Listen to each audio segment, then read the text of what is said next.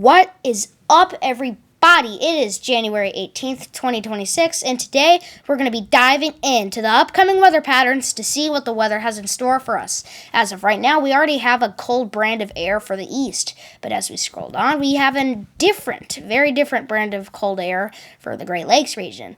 And as we scroll on through the days, we have a warm-ish frontal system moving in right here, and then after that is followed by some true Arctic air moving in for Minnesota.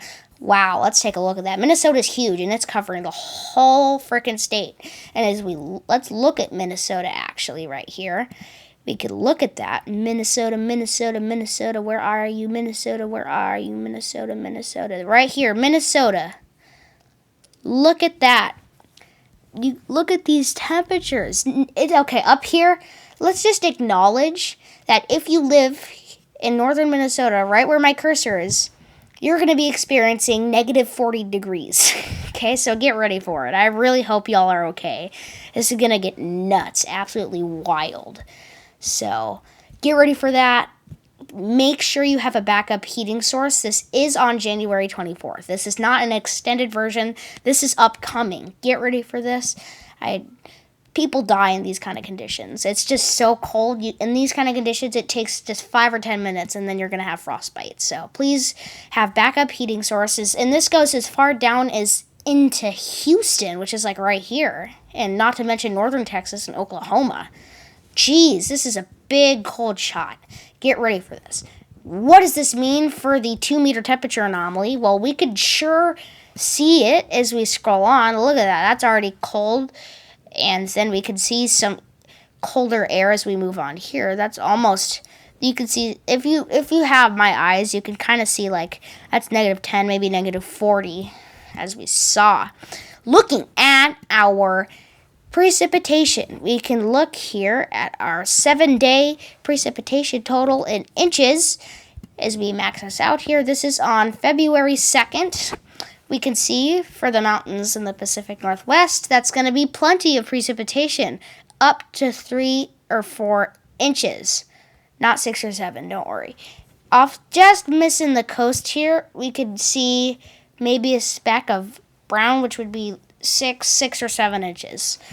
As of California, they are going to be spared while the floods stay up in the mountains of Washington.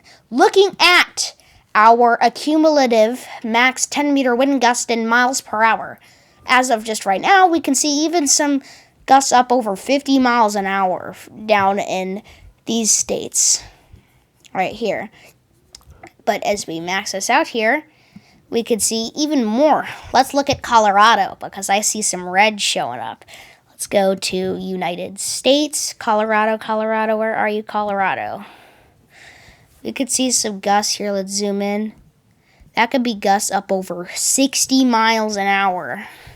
So if you live there, which is not a big surprise if you don't, I'm not sure many people live there, but if you do, get ready for this, no need to be like what people did during Hurricane Hilton and ratchet strap their roof down. No, you do not need to do that. You just need to maybe, I don't know, definitely, I don't know what the trees are like in Colorado because I don't live there, but get the generators gassed up and hope for the best. There could be some high winds coming your way, especially, speaking of high wind, we could have some potential wind activity down here just off the coast. We could see up to 100-mile-an-hour gusts just missing the United States.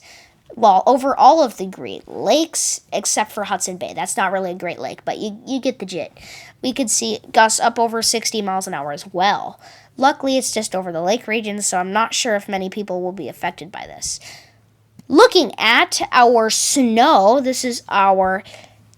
Actually, before we look at this, we have to look at the 500 millibar height dam and anomaly M.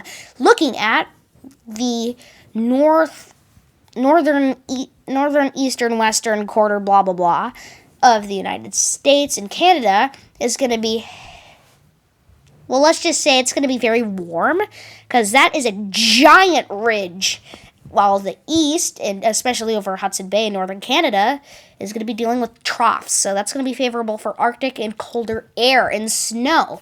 So get ready for this. And as we scroll on, we could obviously see that there is some more troughing going on over the Great Lakes, especially. It's probably going to be the heart of this as we go over next out to here. Man, this ridge, it did move up north of Alaska, but geez, the West hasn't even had a turn with this, with anything Arctic related. So let's just hope for the best for them. Looking at our 32-day snow 10-to-1 ratio in inches. This is on February 19th. This is the European extended model. We could see tons of snow for the mountains out west, not to mention the great state of New England. And as we max this out here, we could see that there is even more snow for the mountains out west, 42-day. Even more snow for the New England area and the mountains out west, especially in the Sierras and Cascades of Washington and Oregon. Looking at our control model, which used to look like this, which would have been more favorable for lowland snow, especially in Washington and Oregon, but this is the latest run. Let's hope this improves, but unless you're in the great state of Maine where all the lobsters come from, let's just hope that this model changes over the course of a few days so that way we can see more snow. Anyways, I am sorry about me not uploading this morning. It's actually my dad's birthday today, so make sure to say happy birthday to my dad in the comments section below. Make sure to like and subscribe and comment on this video, share it with friends and family, and also hype the video helps also. Without further ado, I will see you guys next Saturday. Goodbye.